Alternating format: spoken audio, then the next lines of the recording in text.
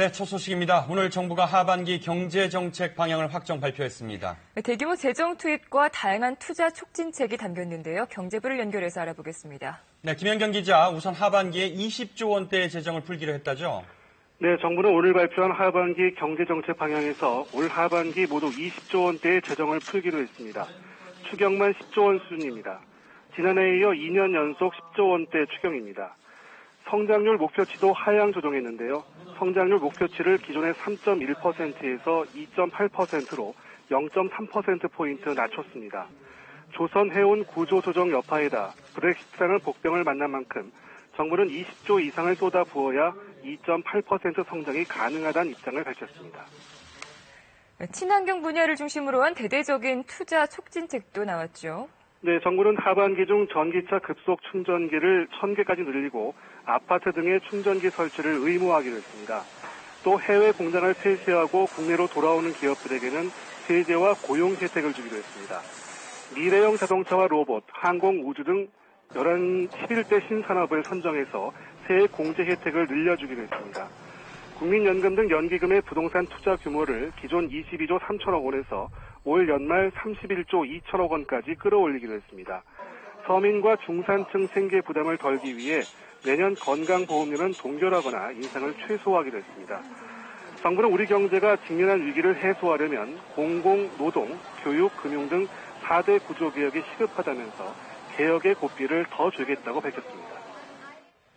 분양시장 과열에 대한 대책도 내놨군요. 네, 최근 서울 강남의 일부 재건축 아파트 분양가가 3.3제곱미터당 5천만 원에 육박하는 등 과열 양상을 보여왔는데요.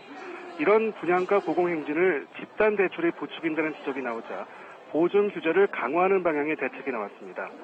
지금까지 주택도시보증공사의 중도금 대출 보증은 무제한으로 받을 수 있었지만 하반기부터는 1인당 보증 건수가 2건으로 제한됩니다.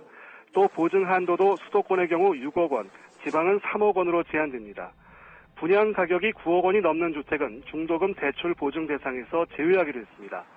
국토교통부 관계자는 서울 강남 등 일부 부동산 분양시장에서 과열 조짐이 나타나서 이에 대한 사전 조치를 내린 것이라고 밝혔습니다. 이번 조처에 대해 과열 양상을 보이는 일부 지역은 진정세를 보일 것이란 전망도 있지만 자칫 전체 분양시장이 급속한 냉각으로 이어질 수도 있다는 일부 우려도 있습니다. 네, 우리나라 공휴일을 특정 요일로 지정하는 방안도 검토하고 있다면서요? 네, 정부는 금요일이나 월요일 등 특정 요일을 공휴일로 지정하는 방안을 검토하고 있다고 밝혔습니다.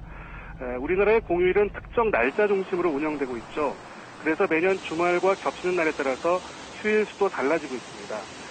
이에 따라 일각에서는 업무 효율성이 떨어지고 국민 휴식권이 침해된다는 지적이 제기되어 왔습니다.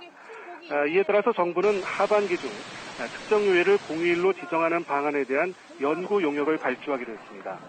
공휴일을 특정 요일로 지정하게 되면 연휴가 늘면서 내수와 서비스업 경기 활성화 효과를 기대할 수가 있겠습니다.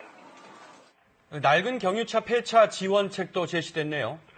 네, 정부는 올 하반기까지 2006년 12월 31일 이전에 신규 등록한 낡은 경유차를 폐차하고 승용차를 구입하면 개별 소비세를 70%, 최대 100만 원까지 깎아주기로 했습니다. 개소세와 연계된 교육세 30만 원과 부가세 13만 원을 합하면 최대 143만 원까지 싸게 새 차를 구입할 수 있게 됩니다. 지금까지 경제부에서 전해드렸습니다.